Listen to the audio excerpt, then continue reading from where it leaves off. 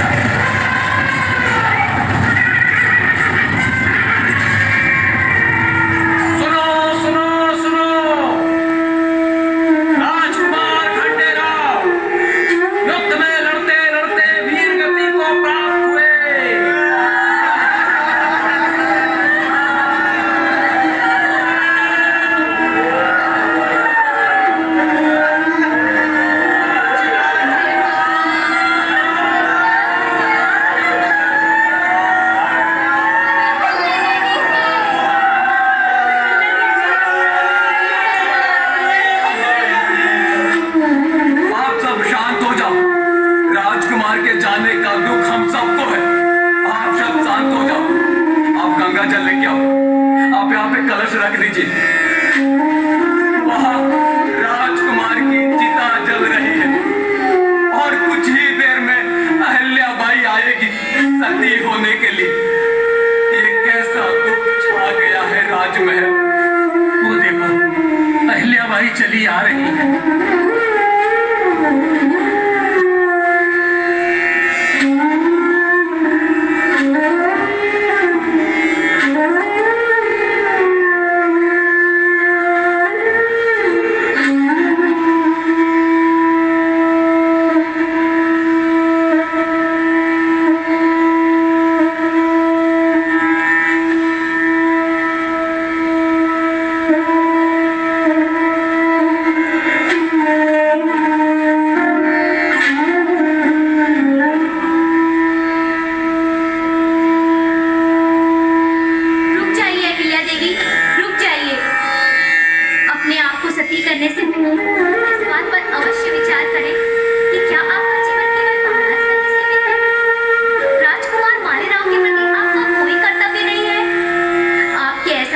राजकुमार मालेराव तो बाल अवस्था में ही अनाथ हो जाएंगे।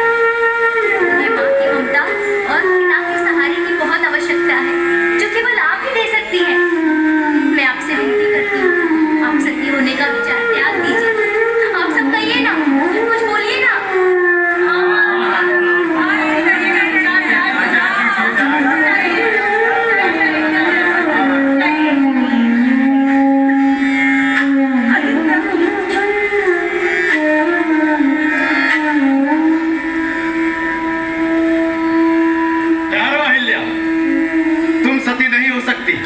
पिताजी, ये तो प्रथा है और मैंने सुना है कि जिस स्त्री के पति का निधन हो जाता है उसे सती होना ही पड़ता है। हाँ बेटी, लेकिन तुम सती नहीं होगी। ये तो मेरा कर्तव्य है पिताजी, और आप ही तो कहते हैं ना कि कर्तव्य और वचन से ऊपर कुछ नहीं। मैं तो बस मेरे कर्तव्य का पालन कर रही हूँ। जानता हूँ बेटी, ये तुम्हारा कर्तव्य है, लेकिन प्रथाएं हमेशा नहीं चलती। इसको किसी न किसी दिन समाप्त होना ही होता है। इस प्रथा को हम आज यही समाप्त करते हैं। परंतु पिताजी, मैं जीऊंगी किसके लिए? मेरे सुख दुख के साथी तो यहाँ मेरी आंखों के सामने चिता पर है। मुझे रोककर पाप के भागीदार मत बनाइए। अहिल्या, तुम कब से इन प्रथाओं को मानने लगी हो? तुमने तो हमेशा इसका विरोध किया है। ये लोग जो तुम पे भरोसा करते हैं, तुम पर विश्वास करते हैं, इनके बारे में क्या? तुम इनके बारे में क्यों नहीं सोचती बेटी? तुम अपने बारे में क्यों सोचती हो? माँ, ये कैसा संशय है? अब आप ही इस दुविधा का समाधान करिए।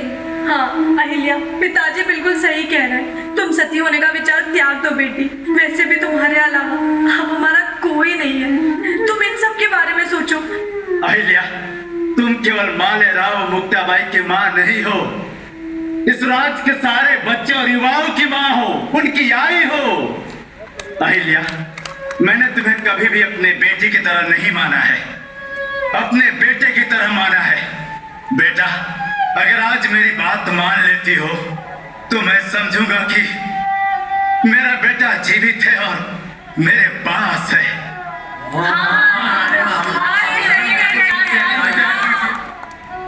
तो ठीक है पिताजी, मैं अपने पति के निधन को श्रद्धांजलि अर्पित करती हूँ और ये प्रतिज्ञा लेती हूँ कि स्त्रियों के अधिकार, उनकी मुक्ति और इस राज्य के समग्र विकास के लिए स्वयं को समर्पित करती हूँ। अरे रुको, ऐसे कैसे रोक सकते हो? सती माता का श्राप लगेगा, श्राप। जय सती मैया सबको सद्बुद्धि दे। तुम लोग का ना दिमाग खराब हो गया, पूरे राज्य में महामारी फैल जाएगी, घर में खाने के लिए अन्न नहीं रहेगा। राजा को पहले क्यों नहीं याद आई? पहले भी तो इनके घर में रानियां सती हुई थी, आज ही क्यों अहिल्या के वक्त इन्हें याद आ रही है? परंपरा है, माननी तो पड़ेगी। अरे चुप करो, कौन सी परंपरा है? कहाँ लिखा हुआ है कि पति के निधन के बाद पत्नी को जीवित जलाया जाए? ये परंपरा है। अगर ये परंपरा है तो एक परंपरा ये भी होनी चाहिए कि पत्नी के निधन के बाद पति को भी जीवित जलाया जाए।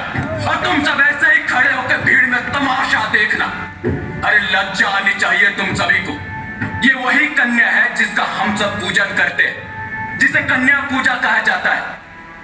उसी कन्या के विवाह के बाद यदि किसी कारण उसका पति का निधन हो जाए तो तुम सब उसे दोषी की नजरों से देखते हो, समाज से बाहर निकाल देते हो, बाहर किसी एक कुटिया में जीवन व्यतीत करती है बिना रंग रूप का। यह है तुम्हारा परंपरा।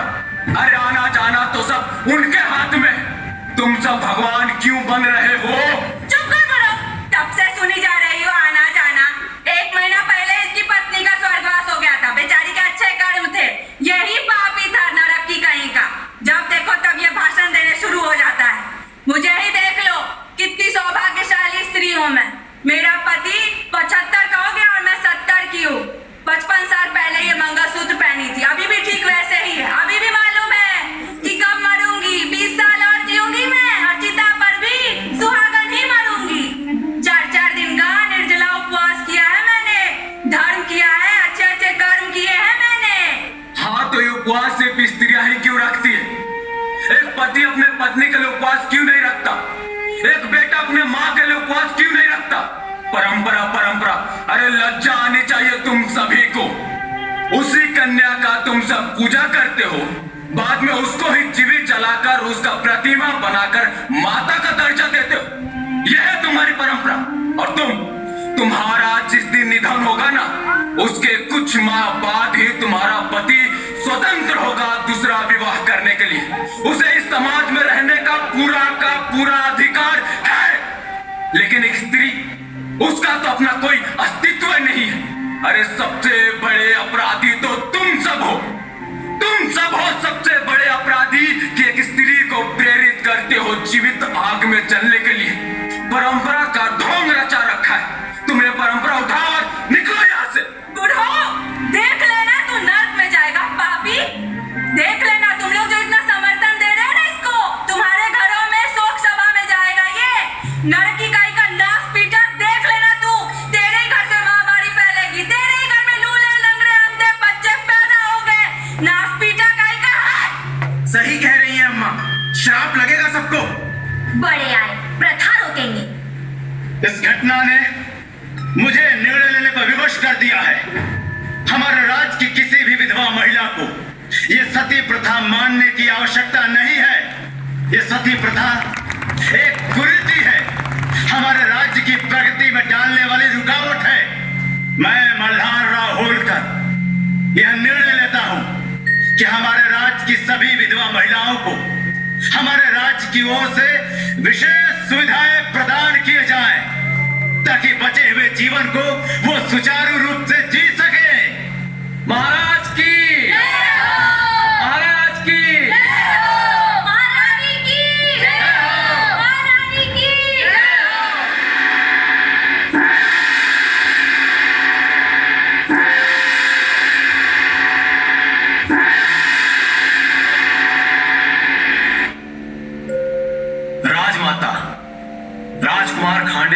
ही रहे और कुछ माह पहले महाराज मल्हार राव का भी स्वर्गवास हो गया।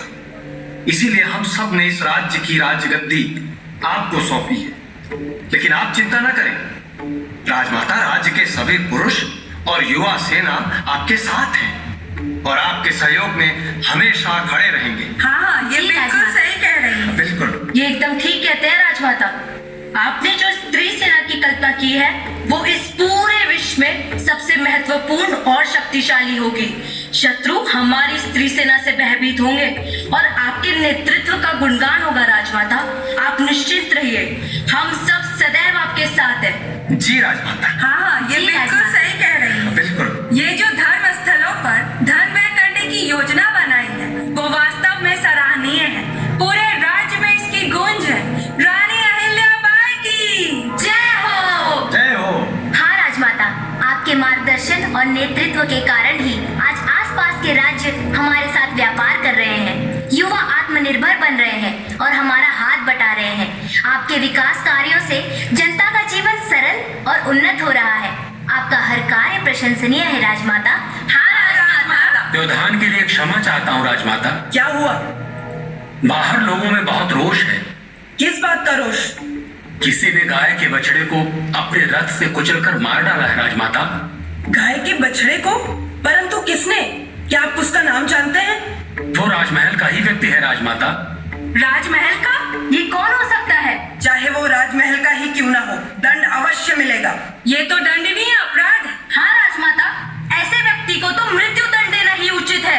राजमाता, बोलिए, कौन है वो? वो हमारे माले राव हैं। मालेराव? राजमाता, वो ऐसा नहीं करेंगे। राजमाता, मालेराव ऐसा नहीं कर सकते। हो सकता है उनसे कोई भूल हुई हो सकता है उन्होंने ये अनजाने में किया हो। ठीक है, आप मेरी बहू मैनाबाई को यहाँ बुलवाइए। जी राजमाता। राजमाता, वो आपका पुत्र है और अपने पुत्र को मृत्यु दंड देना ये उचित नहीं है राजमाता। हाँ राजमाता, आप एक बार फिर से इस पर पुनः विचार करिए। इतिहास क्या कहेगा?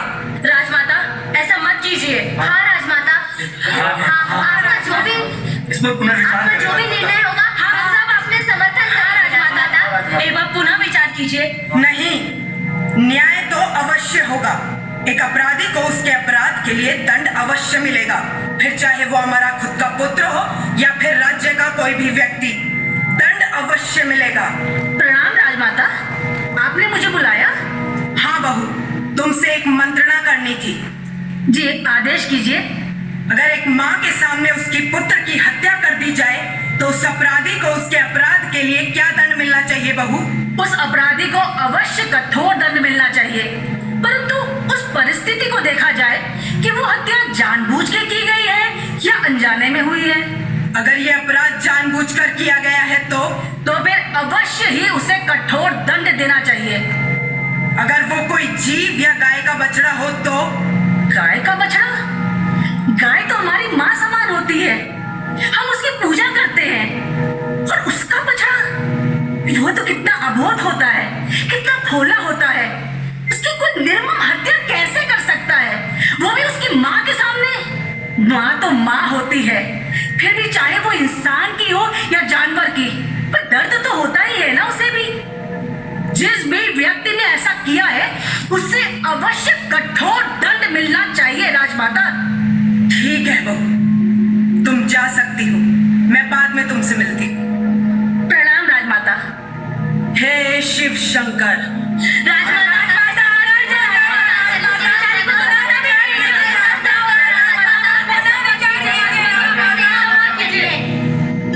श्री शंकर के आदेश से मैं ये घोषणा करती हूँ कि जिस तरीके से मालेराव ने उस गाय के बछड़े को मारा है, ठीक उसी स्थान पर उसको बांधा जाए और उसी रथ से उसको कुचला जाए।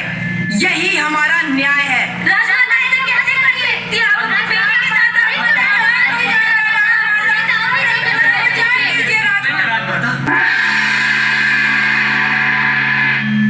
राजमाता, ऐसा मत करिए। अपने क्षमा कर दीजिए राजमाता। एक बार विचार कीजिए। रथ चलाओ सारथी। मैं आपसे कोई क्षमा नहीं मांगूंगा माँ। मैंने ऐसा कोई कार्य नहीं किया है जिसके कारण मुझे इस तरह अपमानित किया जाए। केवल एक बछड़े की ही मृत्यु हुई है ना, उसके लिए मुझे मृत्युदंड? मेरे पास इतना समय नहीं था कि मैं बछड़े का अपने रास्ते से हटने की प्रतीक्षा करता। मैंने अपेक्षा की थी कि तुम एक सक्षम राजकुमार बनोगे, लेकिन मेरी ये अपेक्षा गलत थी। तुम उस बछड़े को चाहते तो चिकित्सा प्रदान कर सकते थे, परंतु इस बेपरवाह रवैये से तुमने मेरे संस्कार और जीवन शैली दोनों को कुचला है। तुम्हारे लिए मृत्यु दंड। मैं इस राज्य का राजकुमार हूँ। मेरी रुचियां इस राज्य के लिए महत्वपूर्ण हैं, और राजकुमार मालेराव के रथ की गति किसी बछड़े के लिए कम नहीं हो सकती। राजकुमार के मार्ग में कोई अवरोध न आए, ये प्रजा को सुनिश्चित करना चाहिए। तुम्हारे इस घमंड ने इस गौमां के पुत्र के प्राण लिए हैं। हमारे लिए ये राज्य और यहाँ का हर जीव हमारे बच्चे की ही तरह है। तुम्हारी ये रुचि स्वीकार्य नहीं है। तुम्हें क्षमा नहीं किया जा सकता। क्षमा? मुझे आपसे क्षमा चाहिए भी नहीं माँ, क्योंकि ये एक अल्प कार्य है और राजकुमारों के सर अल्प कार्यों के लिए नहीं झुकते। अगर आपको लगता है कि मैंने अपराध किया है, तो मैं ये अपराध बार बार करूंगा, लगातार करूंगा, 100 बार करूंगा। बातों में समय व्यर्थ मत कीजिए। चढ़ा दीजिए ये रथ मुझ पे और जीत लीजिए अहंकार की जंग। आइए, रथ चलाओ सारथी। मुझे क्षमा करे राजमाता। तुमने सुना नहीं मैंने क्या कहा? राजमाता, आप चाहे तो मुझे दंड दे दीजिए, लेकिन मुझे क्षमा कर दीजिए। ठीक है, अब मैं रथ स्वयं चलाऊंगी। राजमाता, ऐसा मत करिए। राजमाता, आपके पुत्र हैं। रुक जाइए राजमाता, रुक जाइए। हट जाओ बहू। नहीं राजमाता, इन पर रथ चढ़ाने से पहले आप मुझ पर रथ चढ़ा दीजिए, क्योंकि वैसे भी इनके जाने के बाद मेरा तो कोई अस्तित्व रहेगा ही नहीं। इससे अच्छा होगा कि आप इनसे पहले मुझे समाप्त कर दीजिए। क्या तुम भूल गई हो कि इसका अपराध क्या है? नहीं राजमाता, मैं मानती हूँ कि इन्होंने बहुत बड़ा अपराध किया है, और मैंने ही आपको कठोर दंड का सुझाव भी दिया था, और मैं उस सुझाव पर अटल खड़ी हूँ। परंतु आप ही सोचिए ना कि मृत्यु दंड कहाँ तक उचित है, क्योंकि आप ये रथ तो इन पर चढ़ा देंगी और कुछ ही क्षण में इनकी जीवन लीला भी समाप्त हो जाएगी और ये कहीं दूसरी जगह जन्म ले लेंगे। परंतु आप ही विचार कीजिए ना, क्या इन्हें इनके अपराध का स्मरण होगा? ये तो अपने अपराध से मुक्त हो जाएंगे और इनके अपराध का कर मुझे, मेरे बच्चों को और आने वाली पीढ़ी को सदियों तक भोगना होगा। आप ही कहती है ना कि हत्या करना एक पाप है, तो आप भी तो पाप ही करने जा रही है ना राजमाता। क्या आशय है तुम्हारा इस बात से? मेरा आशय केवल इतना है राजमाता कि हर अपराध का दंड मृत्यु दंड नहीं हो सकता। और आप तो महादेव की भक्त हैं। अगर महादेव इस संसार में हर अपराधी को मृत्यु दंड देंगे तो संसार तो समाप्त हो जाएगा ना राजमाता। हाँ राजमाता। विचार कीजिए, पुनः विचार कीजिए। तो किस समाधान का आग्रह कर रही हो तुम? इन्हें दंड मिलना चाहिए, इन्हें अवश्य दंड मिलना चाहिए, परंतु दंड ऐसा हो जिससे ये जीवन भर पश्चाताप के अग्नि में जलते रहें और इससे पूरी प्रजा को भी नई सीख मिले। तुम्हारे इस तर्क ने आज मुझे मृत्यु दंड पर विचार करने के लिए एक नई प्रेरणा दी है। मैं तुम्हारी इस बात से सहमति रखती हूँ बहू। श्री शंकर के आदेश से मैं ये घोषणा करती हूँ कि मालेराव को मृत्यु दंड नहीं दिया जाएगा, परंतु मालेराव को पूरे गौवंशज के लिए गौशालाओं का निर्माण करना होगा और ये सुनिश्चित करना होगा कि पशुओं के पालन पोषण में कोई कमी नहीं आनी चाहिए। और अगर ये इस कार्य में असफल होते हैं तो ये दंडनीय अपराध माना जाएगा। और इसी के साथ श्री शंकर के आदेश से मैं ये भी घोषणा करती हूँ कि आज से इस प्रदेश में मृत्यु दंड अमान्य होगा। सत्य है राजमाता, आप न्याय की देवी हैं। मैं ये वचन लेती हूँ कि आज से मैं अपने स्वामी के पश्चाताप में सदैव उनकी सहायता करूंगी और ये निश्चित करूंगी कि इनके अपराध का दंड मैं और मेरे स्वामी आजीवन भोगें। राजमाता की जय हो, राजमाता की जय हो, अहिल्या देवी की जय हो, अहिल्या देवी की जय हो।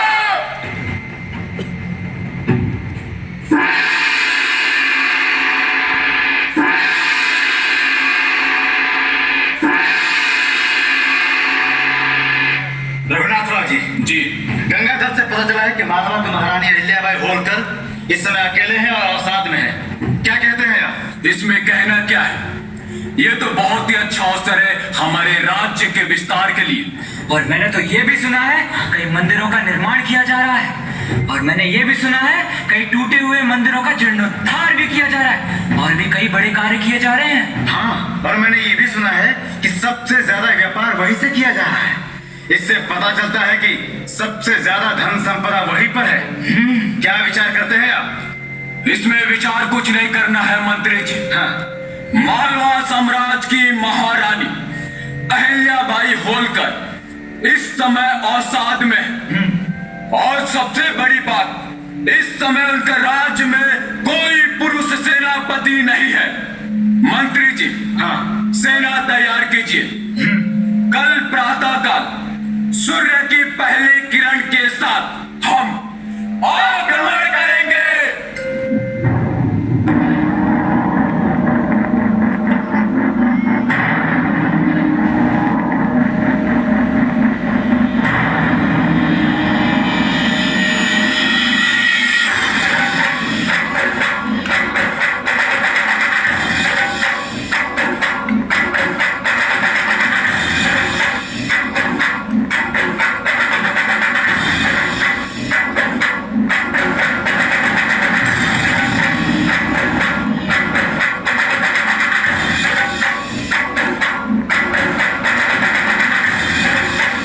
राजमाता की जय। राजमाता, रघुनाथ राव हमारे महल पर आक्रमण करने आ रहे हैं और हमारे महल के एकदम निकट आ गए। क्या हमारी स्त्री सेना युद्ध के लिए तैयार है? तैयार है। हर हर महादेव। हर हर महादेव। राघवान, रुको। तुम युद्ध के लिए ललकार तो रहे हो, परंतु उससे पहले एक बात समझ लो। मैं और मेरी स्त्री सेना युद्ध क्षेत्र में अपने रक्त की अंतिम बूंद तक लड़ेंगे। अगर तुम हमसे जीत गए तो इतिहास यही कहेगा कि एक अबला स्त्री को हराकर उसका राज्य हड़प लिया। किंतु अगर तुम हार गए तो मैं ये तुम्हारी कल्पना पे छोड़ती हूँ कि इतिहास तुम्हें कैसे याद रखेगा। हम युद्ध के लिए तैयार हैं। हर हर महादेव। अरे रघुनाथ राव, अगर हम उनसे जीत गए तो समाज हम पर हंसेगा और कहेगा कि तुम एक अबला नारी से जीत के आए हो, और अगर हम हार गए तो कहीं हम मुंह दिखाने लायक नहीं रहेंगे। और हाँ, किसी अबला स्त्री पर आक्रमण करने का जो कलंक लगेगा वो जीवन भर मिट नहीं पाएगा। कलंक? हाँ, हर हर महादेव। ठहरो। मालवा साम्राज्य की महारानी, मैं रघुनाथ राव पेशवा अपने सैनिक के साथ आपके राज्य में आपसे युद्ध करने नहीं आया हूं। आपके बेटे के निधन पर हम शोक संवेदना व्यक्त करने आए हैं। भविष्य में किसी भी प्रकार की आवश्यकता हो तो हम हमेशा आपके साथ खड़े रहेंगे। आप शोक संवेदना व्यक्त करने आए, इसके लिए बहुत बहुत आभार। राजमाता अहिल्याबाई की जय हो। लोकमाता अहिल्याबाई होलकर की जय हो। अहिल्याबाई होलकर की जय हो। शिव की भक्ति बचपन से थी, नाम अहिल्याबाई। जन जन के ऐसे काम किए वो, उनके श्लोक कहराई। मंदिर मंदिर वो भूमि